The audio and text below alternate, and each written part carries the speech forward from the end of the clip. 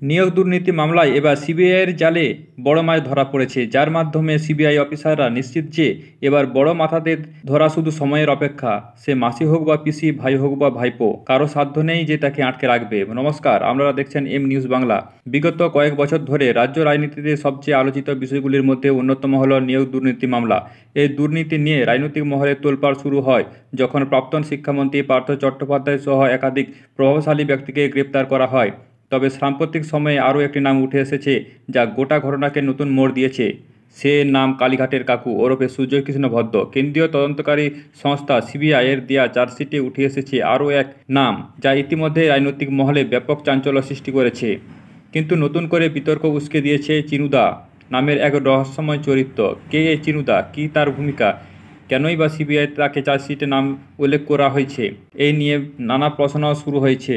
CBI সূত্রে খবর, নিয়োগ দুর্নীতি মামলায় অন্যতম রহস্যময় চরিত্র চিনুদা ওরফে অরুণ হাজরা। তিনি কলকাতায় কলেজ ওয়ার্ড এলাকায় অত্যন্ত প্রভাবশালী এক নেতা, যিনি কালীঘাটের কাকুর ঘনিষ্ঠ। তদন্তকারীদের দাবি, নিয়োগ দুর্নীতির মাধ্যমে কোটি কোটি টাকা চিনুদার লাল রঙের আইডেল গাড়িতে করে সুজয়কৃষ্ণ ভদ্রের কাছে পৌঁছে যেত। সিবিআইয়ের চার্জশিট অনুযায়ী কমপক্ষে 12 বার এই গাড়িতে নগদ টাকা গ্রহণ করা হয়েছে এবং প্রতিবার সেই টাকা সুজয়কৃষ্ণ ভদ্রের বেহালার বাড়িতে পৌঁছেছে।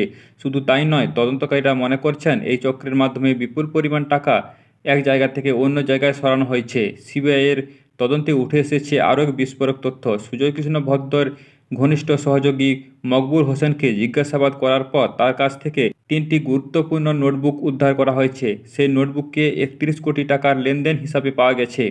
বিভিন্ন সময় 12 কোটি, 24 কোটি টাকার মতন বড় অঙ্কের ঘুষ লেনদেন হয়েছে। 2019 থেকে 22 সালের মধ্যে ওই 31 কোটি টাকা লেনদেন করা হয়েছে। এর বাইরে আরও টাকার লেনদেন করা হয়েছে, যা সিবিআইয়ের হাতে থাকা অন্যান্য তথ্য থেকে জানা যাচ্ছে। তদন্তকারীদের দাবি, যোগ্যতা না থাকা সত্ত্বেও চাকরি পাওয়ার জন্য চাকরি প্রার্থীরা ঘুষ দিতেন। সেই টাকা সাব এজেন্টদের মাধ্যমে সংগ্রহ করে চিনুদা আরও কয়েকজনের মাধ্যমে কালীঘাটের কাকুর কাছে পৌঁছানো হতো। সিবিআইয়ের দেওয়া চার্জশিটে থেকে স্পষ্ট, নিয়োগ দুর্নীতির নেটওয়ার্ক অত্যন্ত সুগঠিত এবং বহুস্তরীয়। প্রতিটি স্তরে একাধিক প্রভাবশালী ব্যক্তি জড়িত ছিলেন, যারা বিভিন্নভাবে টাকা সংগ্রহ ও বিতরণের দায়িত্বে ছিলেন। চিনুদার নাম উঠে আসায় এখন তদন্ত আরও গভীরে হচ্ছে। এখন প্রশ্ন হচ্ছে, ওই 31 কোটি টাকা বাইরে আরও কত টাকা লেনদেন হয়েছে, কাদের মাধ্যমে সেই টাকা ঘুরেছে, চিনুদা ছাড়া আরও কোনো ব্যক্তি ওই দুর্নীতির সঙ্গে যুক্ত কিনা? এসব প্রশ্নের উত্তর খোঁজার চেষ্টা করছে কেন্দ্রীয় তদন্তকারী সংস্থা। তবে এটুকু স্পষ্ট যে নিয়োগ দুর্নীতির জাল আরও বিস্তৃত এবং প্রতিদিনের নতুন নতুন তথ্য সামনে আসছে, যা রাজ্যের রাজনৈতিক মহলে আরও উত্তেজনা ছড়িয়ে দিচ্ছে।